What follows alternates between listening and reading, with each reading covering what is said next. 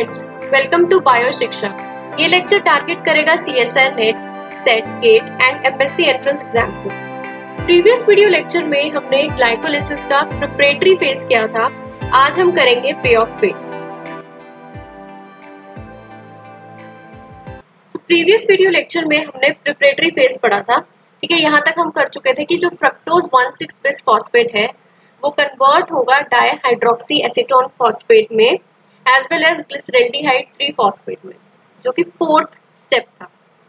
और fifth step में क्या हुआ था, डाईहाइड्रोक्सी एसीटोन फॉस्फेट जो है वो इंटर कन्वर्ट होगा ग्लिसरल्डिहाइड 3 फॉस्फेट में। डाईहाइड्रोक्सी एसीटोन फॉस्फेट कन्वर्ट होगा ग्लिसरल्डिहाइड 3 फॉस्फेट में, क्योंकि यहाँ से ग्लिसरल्डिहाइड 3 फॉस्फेट ही जो है पे ऑफ फेज में एंटर करेगा।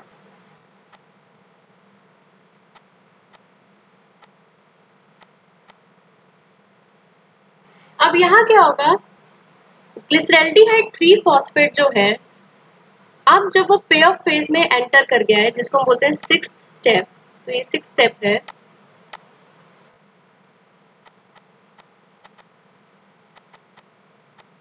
तो यहाँ पे मैंने दो क्यों बनाए ग्लिसरल्डिहाइड 3 फॉस्फेट, ताकि सिंप्लीफाई करने के लिए, ताकि ये पता चल सके कि कैसे एक ग्लूकोज मॉलिक्यूल से दो पाइरुवेट मिलते हैं। जनरली बुक्स में क्या होता है, ग्लिसरल्डिहाइड 3 फॉस्फेट यहाँ पे ऐसे लिख के शॉर्ट फॉर्म में लिख रही हूँ, ग्लिसरल्डिहाइड 3 फॉस्फेट यहाँ पे 2 लिखा होता है, मतलब दो ग्लिसरल्डिहाइड 3 फॉस्फेट यहाँ से पार्टिसिपेट कर रहे हैं।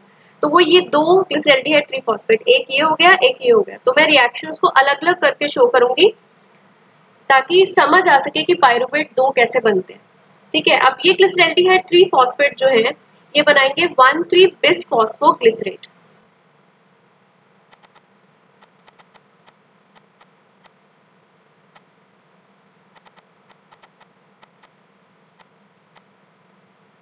ठीक है, ये जो 1,3-बिस फॉस्फोग्लिसरेट है, ये जो ग्लिसरल्डिहाइड 3 फॉस्फेट है, ये कन्वर्ट हुआ है 1,3-बिस फॉस्फोग्लिसरेट एंड ये जो रिएक्शन है ये कैटालाइज हुआ है with the help of enzyme glyceraldehyde 3 phosphate dehydrogenase.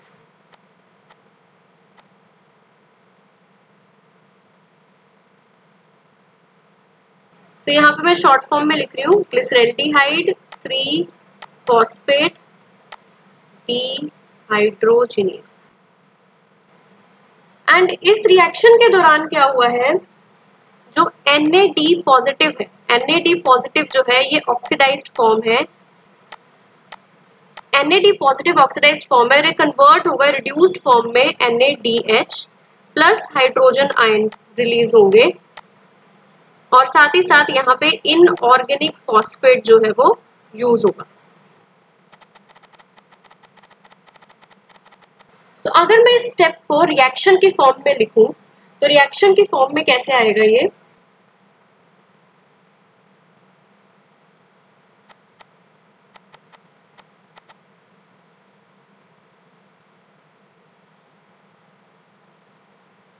क्या है, ये है ग्लिसरल्डिहाइड 3 फॉस्फेट। ठीक है, ग्लिसरल्डिहाइड 3 फॉस्फेट जिसमें हमने क्या ऐड किया है, यहाँ पे इनऑर्गेनिक फॉस्फेट ऐड किया है।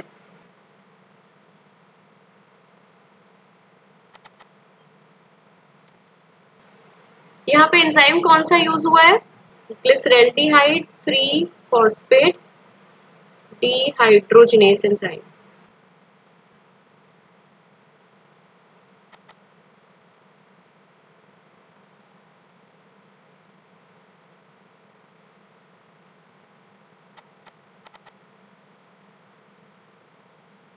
तो ये क्या बन गया, ये क्या बन गया, ये बन गया 1,3-बिस फॉस्फोग्लिसरेट। तो हुआ क्या रिएक्शन में, ये जो एल्डिहाइड ग्रुप है, ये एल्डिहाइड ग्रुप है ग्लिसरल्डिहाइड 3 फॉस्फेट का, इसका ये जो हाइड्रोजन है ये यहाँ से रिमूव हो जाएगा। ठीक है, ये एल्डिहाइड ग्रुप जो है ग्लिसरल्डिहाइड 3 फॉस्फेट का, इसका हाइड्रोजन यहाँ से रिमूव करेगा कौन, ग्लिसरल्डिहाइड डिहाइड्रोजिनेज एंजाइम। नाम में ही है डिहाइड्रोजिनेज, डिहाइड्रोजिनेज का मतलब हाइड्रोजन को रिमूव करना, और रिमूव करके कहाँ ऐड करेगा, यहाँ पे जो NAD पॉजिटिव है जो कि ऑक्सीडाइज्ड फॉर्म में है, अब यहाँ पे हाइड्रोजन जब ऐड हो जाएगा और ये NADH बन जाएगा तो ये रिड्यूस्ड फॉर्म में कन्वर्ट हो गया। ठीक है, ये रिड्यूस्ड फॉर्म में, ये यहाँ पे रिड्यूस्ड फॉर्म में कन्वर्ट हो गया। तो ये जो हाइड्रोजन है ये डीहाइड्रोजनेस एंजाइम यहाँ से रिमूव करेगा और इसे NAD पॉजिटिव को देगा जो कि ऑक्सीडाइज्ड फॉर्म में है और वो रिड्यूस्ड फॉर्म में कन्वर्ट हो जाएगा जो कि है NADH। और यहाँ पे ये वाला जो हाइड्रोजन है, ये जो हाइड्रोजन है ये रिमूव हो जाएगा। ठीक है, जब glyceraldehyde 3 phosphate and inorganic phosphate जो है वो यहाँ पे 1,3 बिस फॉस्फोग्लिसरेट बनाएंगे। ये यहाँ पे क्या है, ये इनऑर्गेनिक फॉस्फेट है जिसका यहाँ से हाइड्रोजन ग्रुप जो है वो रिमूव है। ठीक है, ये वाला ग्रुप रिमूव हो गया और ये हाइड्रोजन आयन की फॉर्म में ये रिलीज हो जाएगा। तो हमें इस इक्वेशन में क्या मिलता है, NADH plus H positive. 2 NADH यहाँ पे हमें मिलेंगे। ठीक है, एक इस रिएक्शन में और एक इस रिएक्शन में, मतलब 2 glyceraldehyde 3 phosphate will convert into 2,1,3 बिस फॉस्फोग्लिसरेट एंड 2 NADH यहाँ पे हमें मिलेंगे। तो 7th स्टेप में क्या होगा, 7th स्टेप में 1,3 बिस फॉस्फोग्लिसरेट जो है वो कन्वर्ट होगा 3 फॉस्फोग्लिसरेट में।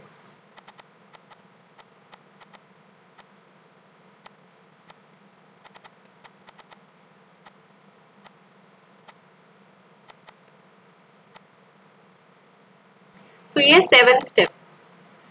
जो 6th स्टेप किया था वो रिवर्सिबल था, अब ये 7th स्टेप जो है ये इरिवर्सिबल है।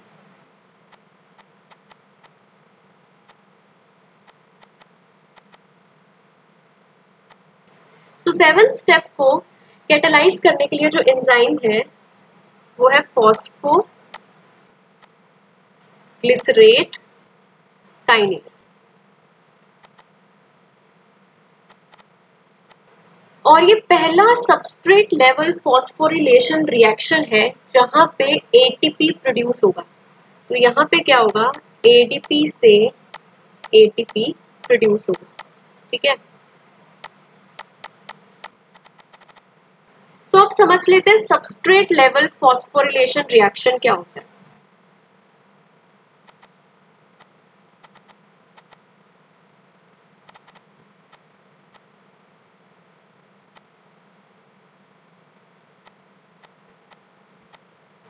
तो ये क्या है, ये है एंजाइम।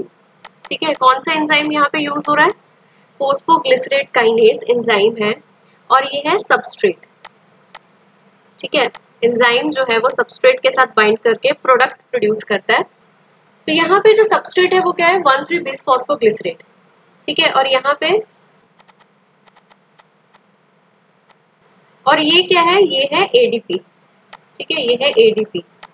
तो 1,3 बिस फॉस्फोग्लिसरेट क्या करेगा, ये अपना फॉस्फेट ग्रुप जो है वो ADP में ट्रांसफर करेगा और जब वो अपना फॉस्फेट ग्रुप ADP में ट्रांसफर करेगा तो हमें यहाँ पे एक नया प्रोडक्ट मिलेगा। ठीक है, ये प्रोडक्ट मिलेगा जिसका नाम है 3 फॉस्फोग्लिसरेट। इस रिएक्शन में इसका नाम है 3 फॉस्फोग्लिसरेट प्लस ATP जो है वो रिलीज होगा। ठीक है, तो यहाँ पे आप देख सकते हैं किस तरीके से 1,3 बिस फॉस्फोग्लिसरेट ने अपना जो फॉस्फेट है, तो 1,3 बिस फॉस्फोग्लिसरेट है तो इस पे 2 फॉस्फेट लगे होंगे। ठीक है, एक फर्स्ट कार्बन की पोजीशन पे, एक थर्ड कार्बन की पोजीशन पे। तो यहाँ पे शो कर देती हूँ कि इस तरीके से कि 2 फॉस्फेट है, उसमें से ये अपना एक फॉस्फेट जो है वो यहाँ पे ट्रांसफर करेगा ADP को। तो जब ADP जो कि एडिनोसिन डाई फॉस्फेट है, डाई मीन्स 2 फॉस्फेट ग्रुप से इसमें, लेकिन जब 1,3 बिस फॉस्फोग्लिसरेट का यहाँ पे फॉस्फेट ग्रुप ट्रांसफर हो गया तो ये बन गया ATP जो कि है एडिनोसिन ट्राइफॉस्फेट। तो इस तरीके से 7th स्टेप में ATP जो है वो बनता है एंड इस स्टेप को इसीलिए हम सबस्ट्रेट लेवल फॉस्फोरिलेशन बोलते हैं, बिकॉज यहाँ पे जो सबस्ट्रेट है वो एंजाइम की मदद से जब प्रोडक्ट में कन्वर्ट होता है तो वहां पे ATP जो है वो रिलीज होगा। तो 7th स्टेप में बेसिकली यहाँ पे 2 ATP जो है वो रिलीज हुए। ठीक है, एक ये ATP क्योंकि 2 ग्लिसरॉल्डिहाइड 3 फॉस्फेट थे जिससे 1,3 बिस फॉस्फोग्लिसरेट बना। अब उस 1,3 बिस फॉस्फोग्लिसरेट से 3 फॉस्फोग्लिसरेट बने। तो एक ये ATP हो गया, एक एक ये एटीपी हो गया, तो 7 स्टेप में 2 एटीपी जो है वो रिलीज होते हैं। प्लस यहाँ पे जो मैग्नीशियम है, मैग्नीशियम भी एज अ को फैक्टर यहाँ पे एक्ट करेगा। ठीक है, मैग्नीशियम भी यहाँ पे एज अ को फैक्टर एक्ट करेगा। अब 8th स्टेप में क्या होगा, 8th स्टेप में ये जो 3 फॉस्फोग्लिसरेट था ये 2 फॉस्फोग्लिसरेट में कन्वर्ट होगा।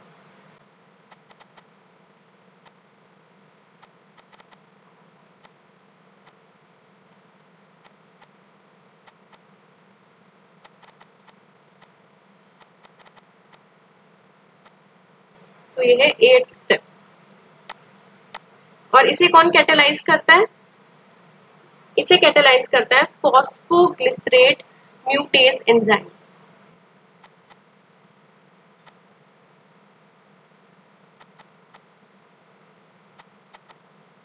तो ये भी एक रिवर्सिबल रिएक्शन है। म्यूटेज एंजाइम क्यों बोलते हैं, क्योंकि म्यूटेज एंजाइम का फंक्शन जो है ये एक फंक्शनल ग्रुप को सेम मॉलिक्यूल में एक फंक्शनल ग्रुप को एक पोजीशन से दूसरी पोजीशन में शिफ्ट करता है।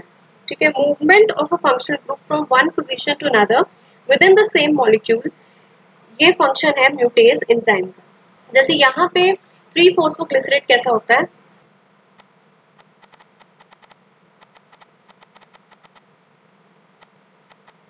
ये है 3 फॉस्फोग्लिसरेट। ठीक है, 3 फॉस्फोग्लिसरेट कैसे, ये फर्स्ट कार्बन, ये सेकंड कार्बन और ये थर्ड कार्बन, 1 2 3, थर्ड पोजीशन पे फॉस्फेट ग्रुप लगा है, इसलिए बोलेंगे 3 फॉस्फोग्लिसरेट। अब क्या होगा, जब ये 2 फॉस्फोग्लिसरेट बनेगा तो यहाँ पे सेकंड पोजीशन पे ये फॉस्फेट ग्रुप ट्रांसफर हो जाएगा। मॉलिक्यूल वही रहा, सिर्फ जो फंक्शनल ग्रुप है वो शिफ्ट कर गया।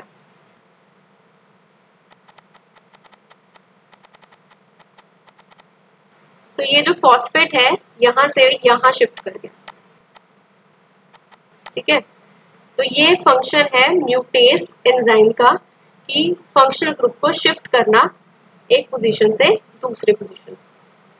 तो यहाँ पे magnesium as a cofactor help करता है। तो 9th स्टेप में क्या होगा, 9th स्टेप में 2 फॉस्फोग्लिसरेट जो है ये कन्वर्ट होगा फोस्फोइनोल पायरुवेट में।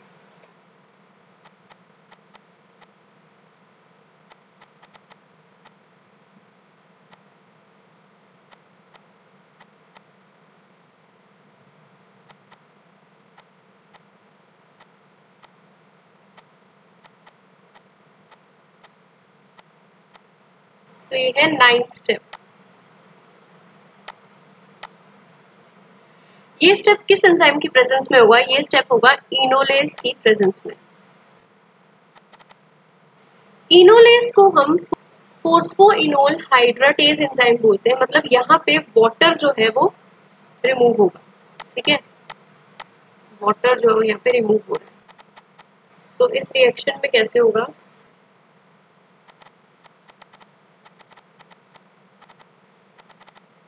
तो ये बन गया फॉस्फोइनोल पायरुवेट। 2 फॉस्फोग्लिसरेट से 2 फॉस्फोइनोल पायरुवेट मिल चुके हैं।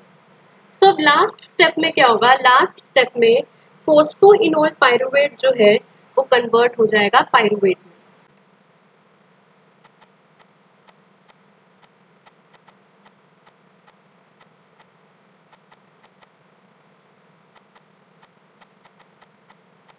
तो ये हमारा लास्ट स्टेप। तो इस स्टेप को कौन कैटेलाइज करता है, पायरुवेट काइनेज एंजाइम।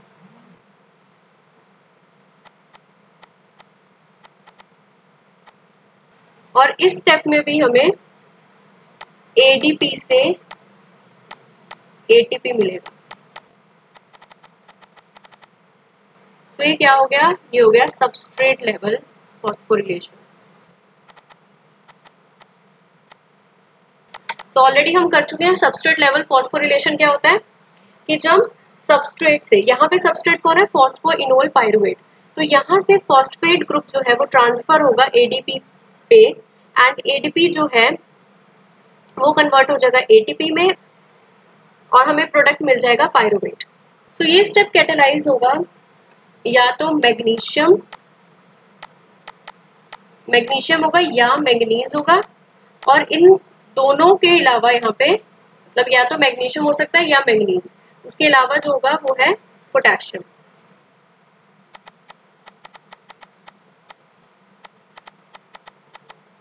तो फाइनली 10th स्टेप में हमें पायरुवेट मिल गया और ये एक irreversible reaction.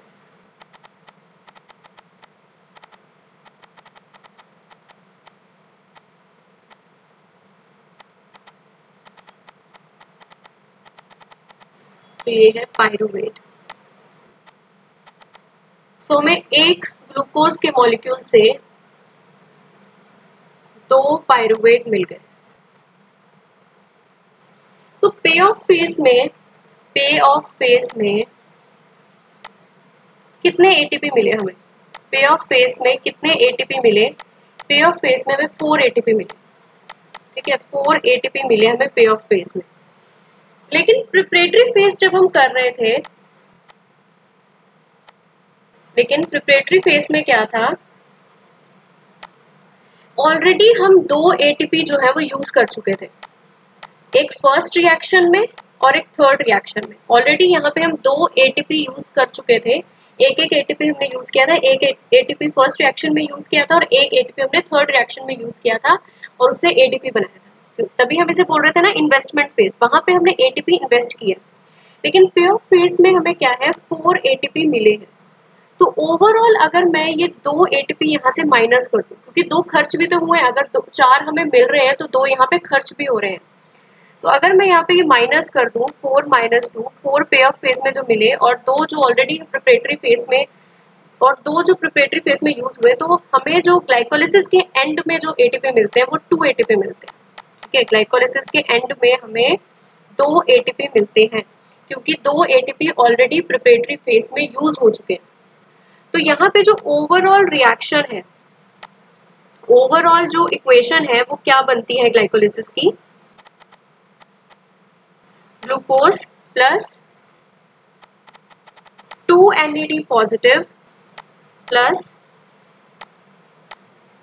2 ADP plus 2 inorganic phosphate. इससे क्या बनता है, 2 मिलते हैं पायरुवेट। ठीक है, 2 पायरुवेट मिलते हैं एक ग्लूकोज से। 2 पायरुवेट प्लस 2 NAD पॉजिटिव किस में कन्वर्ट हुआ था, रिड्यूस्ड फॉर्म में 2 NADH प्लस 2 ADP किस में कन्वर्ट हुए, 2 ATP में। ठीक है, यहां से समझ आ गया 2 ATP कैसे आए। 4 ATP होने चाहिए थे लेकिन 2 ATP प्रिपरेटरी फेज में यूज हो चुके हैं, तो ओवरऑल हमें 2 ATP मिलते हैं।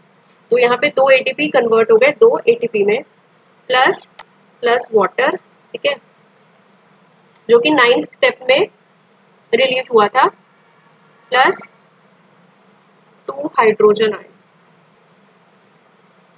ये 6 कार्बन है और ये 3 कार्बन। तो ये है ओवरऑल इक्वेशन ग्लाइकोलाइसिस की।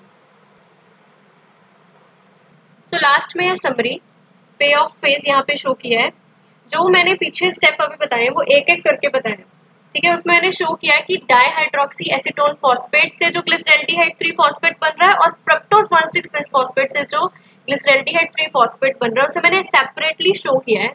इस समरी में ये एक साथ ही दिया हुआ है। तो यहाँ ग्लिसरल्डिहाइड 3 फॉस्फेट यहाँ पे 2 लिखा है, 2 ग्लिसरल्डिहाइड 3 फॉस्फेट बन रहे थे, एक डाईहाइड्रोक्सी एसीटोन फॉस्फेट से और एक फ्रक्टोज 1,6 बिसफॉस्फेट से। ठीक है, तो यहाँ पे जो 2 है यहाँ पे शो किया हुआ है, ग्लिसरल्डिहाइड 2 ग्लिसरल्डिहाइड 3 फॉस्फेट से 2,1,3 बिसफॉस्फोग्लिसरेट बनता है। और ऐसे ही 10th स्टेप तक पहुंचते हैं जब हम, तो हमें 2 पायरुवेट मिल जाते हैं। आई होप आपको ये लेक्चर समझ आया होगा। अगले लेक्चर में हम रेगुलेशन करेंगे ग्लाइकोलिसिस का। Thanks for watching, keep learning.